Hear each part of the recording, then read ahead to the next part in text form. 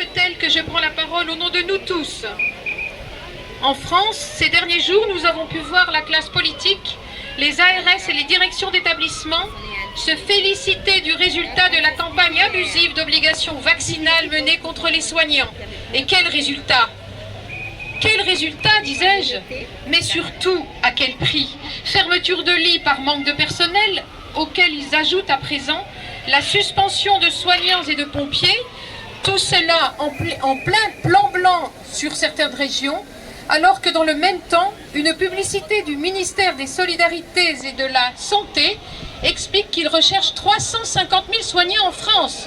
Mais quelle logique implacable! La crise sanitaire à venir va être bien réelle, mais par l'application aveugle de cette loi. Et nous le disons haut et fort, nous n'acceptons pas la responsabilité que l'État veut mettre sur nos épaules vis-à-vis de la dérive passée et à venir du système de santé français. Car oui, des lits ont déjà été fermés, des services peut-être dans les jours qui viennent, des cabinets libéraux également. Tout ceci pénalisera les patients et la population française de manière générale. Ajoutons à cela des équipes divisées, voire déchirées, par 2 mois de tensions exacerbées par les annonces gouvernementales, mais aussi celles de la direction des établissements de soins et évidemment celles exercées et véhiculées par les médias. Comment allons-nous pouvoir retravailler ensemble après cette crise? Il le faudra pourtant pour que l'outil de santé qu'est l'hôpital public survive à tout cela. Comment pourrons-nous cicatriser les plaies béantes provoquées par cette loi? Est-ce qu'elles cicatriseront seulement? Les soignants ont été malmenés depuis des années et plus encore ces 18 derniers mois. Résignés, à bout de force, contraints, mais parce qu'il faut pouvoir manger et faire vivre leur famille, bon nombre de soignants retourneront une fois vaccinés vers leur bourreau. Cet état s'apparente à celui de victimes de violences conjugales qui disent être obligées de rester avec leur agresseur pour ne pas se retrouver dans la rue. Aujourd'hui, ce sont les soignants qui souffrent. Le peuple français et les familles n'ont pas été épargnés non plus.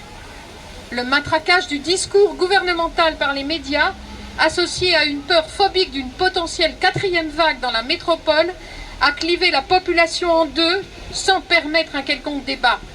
Non, aucun gagnant, si ce n'est le gouvernement qui a réussi encore à diviser la population et s'offre une nouvelle base pour les élections à venir.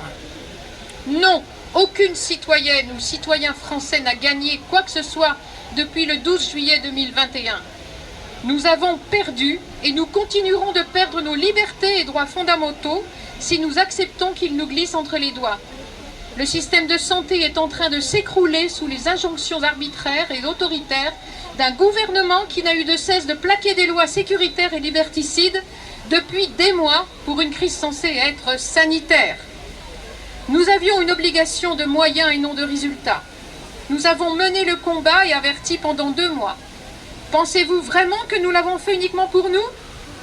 Serions-nous devenus des soignants égocentriques? Non, il n'en est rien. Seulement si notre digue saute. Demain, vous serez tous concernés aussi. Aujourd'hui, si le peuple français ne se saisit pas de ce combat qui concerne tout le monde, sans distinction de couleur de peau, de profession, de genre, de religion, d'orientation sexuelle ou autre catégorie communautaire dans lesquelles les médias cherchent à nous enfermer depuis des années, là encore, pour diviser la population. Si le peuple français ne se saisit pas de ce combat, eh bien, malheureusement, il aura le système de santé qu'il mérite, le système éducatif qu'il mérite, ainsi que le tissu social qu'il mérite. Alors, peuple de France, réveille-toi, saisis-toi de ce combat. Pour vous, pour vos proches, pour vos parents, pour vos aînés, mais aussi et surtout pour vos enfants. Quel héritage allons-nous leur laisser?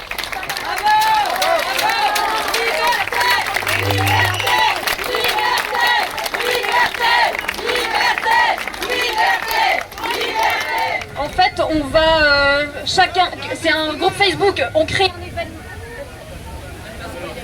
un événement et puis on indique ce qu'on va faire, ce qu'on va cuisiner, le nombre de places disponibles.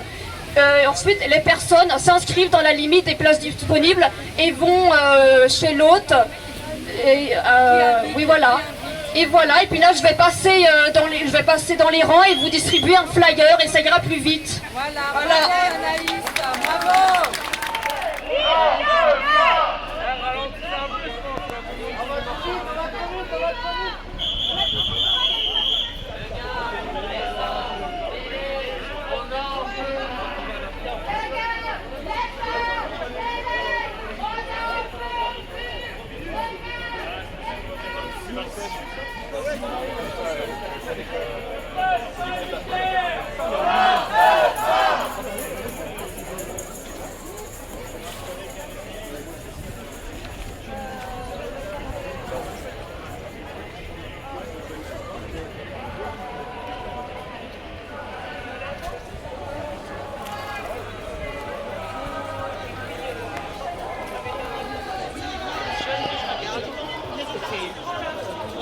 C'est